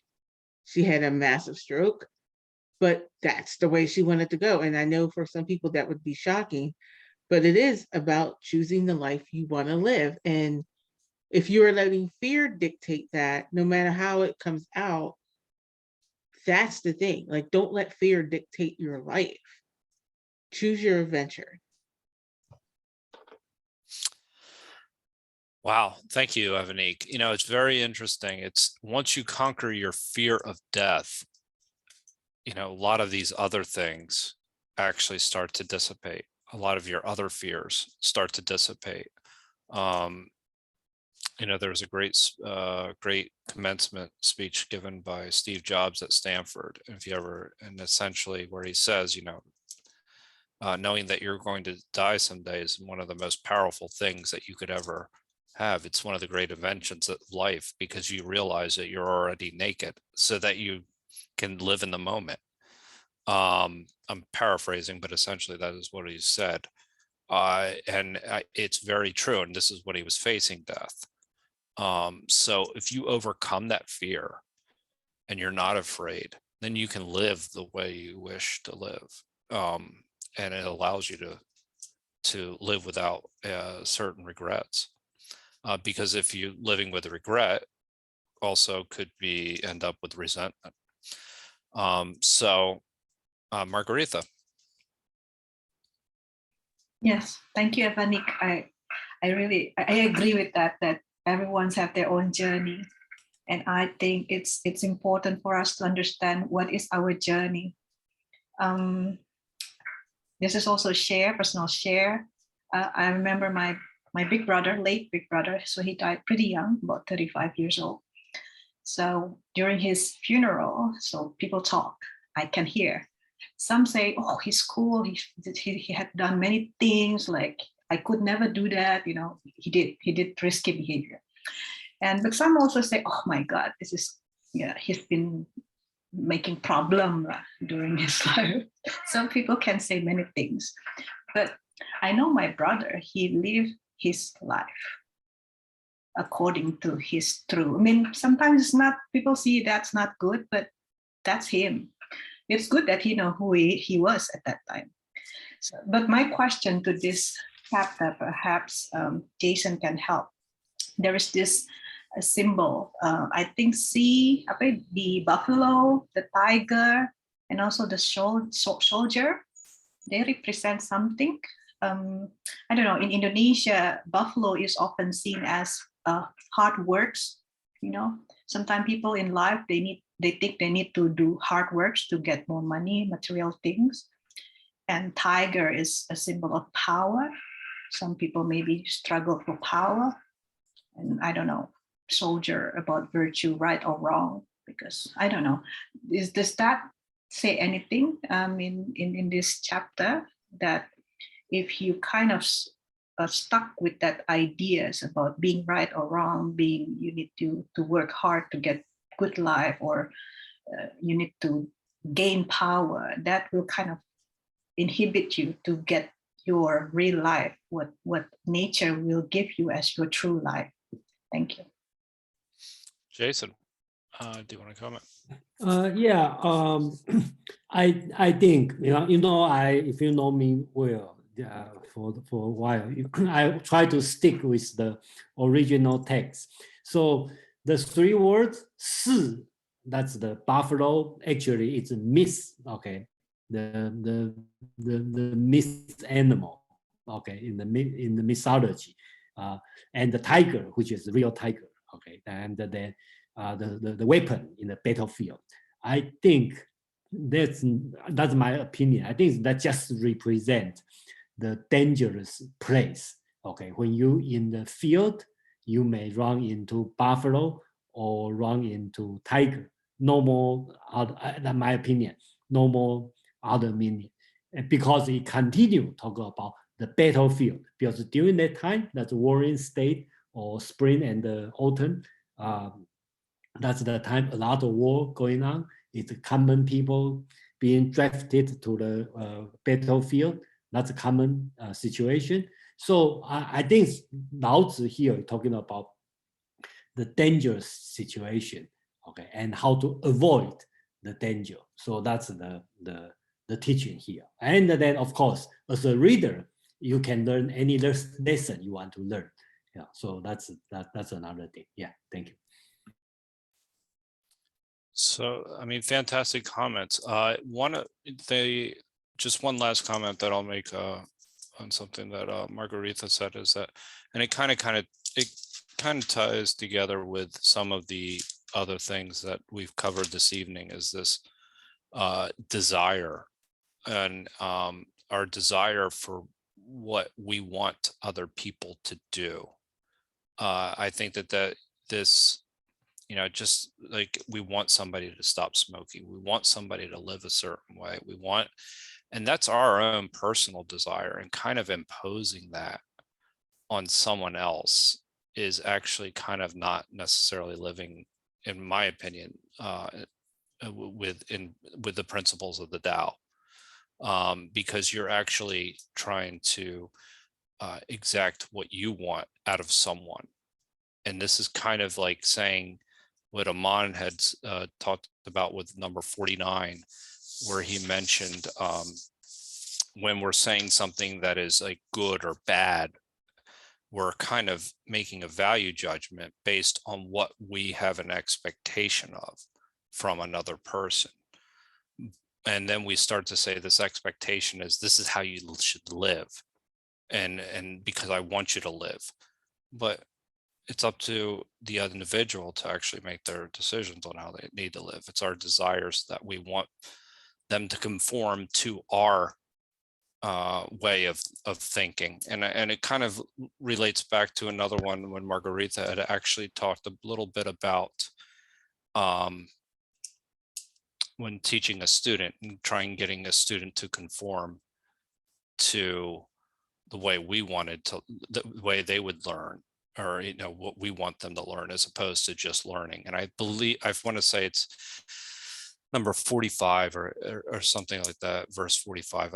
I would have to go back and look at my notes. But anyway, I just want to thank everybody for their comments tonight. This has been one of the best sessions, in my opinion. Jason, do you have any closing comments? And then I could just go to announcements. I want to give No, Mike. thank you. Yeah, thank you. That's great. Yeah. Thanks. This was a fantastic fantastic session. Really quickly, I just want to promote tomorrow's meetup. So it's part of Comprehensivist Wednesdays, and it is in conjunction with the Greater Philadelphia Thinking Society and 52 Living Ideas. And our host is going to be Mike. And Mike, do you want to just talk about really briefly about what the meetup's about? Because I'm very excited about this particular meetup. I think we're going to cover some really interesting topics. And you want to maybe mention anything about Russo as well? You're on mute. There we go. Yeah, I'm going to be joined by a woman that I worked with for many years. Her name is Rusa Golatiani. She's a professional, or was a professional chess player, is now transitioned into finance, grew up in Georgia, and has lived a really interesting life. So what we're going to do is we're going to kind of have like a free flow podcast type chat with each other about a lot of the topics that we cover here at 52 Living Ideas, some that she knows about, some she does not. Just a little hint of some of the things that we'll talk. There is a gender gap that exists in professional chess, that it is a male-dominated sport. And just to throw something out to chat about, why should that be? Because there are pieces that you pick up and you move, yet there is an incredible emphasis that there are so many more men, and it even exists at a young level. So we're going to talk about why that is, what she experienced as a woman playing chess and then transferring it to finance. So I think we're going to have a good time. We know each other, we like each other, and we're going to kick a lot of things around, and then obviously go out to breakout rooms and get some feedback from the audience. Really looking forward to this one. Yeah, I'm really looking forward to it as well. Just even some of the strategies, some of the things that she's had to overcome. Why is there even a gender issue at all in something like chess? Like, why are there divisions? And then and the sense that also here she also made this transition to investment banking, and that was really interesting because that's a male dominated industry as well. Yeah. So, this is really kind of going to get to some of those, not only how the strategic aspects of chess, play out in her everyday life, but also some of her experiences. And I really think it's going to be a really exciting group exploration tomorrow night. So yeah. I encourage everybody to attend. And I'm just thinking on Thursday, we have the Gospel of John, verse 1 through 26, chapter 4, verses 1 through 26. I don't think we're going to get through 1 through 26, but anyway, that's Thursday. And then we have the Bhagavad Gita, chapter 3, Karma Yoga, and that should be actually really, really exciting as well. And that is at 9 p.m. on Friday. So those are our upcoming meetups. Check out our upcoming meetups. We really, and again, great comments this evening. Thank you everybody for joining us. And I look forward to seeing everybody again, either next week or sooner. Thank you, Joe. Thank you, Jason. You I know guys. Amon's gone, but thank you, Amon. Yeah. Take care, everyone. You too.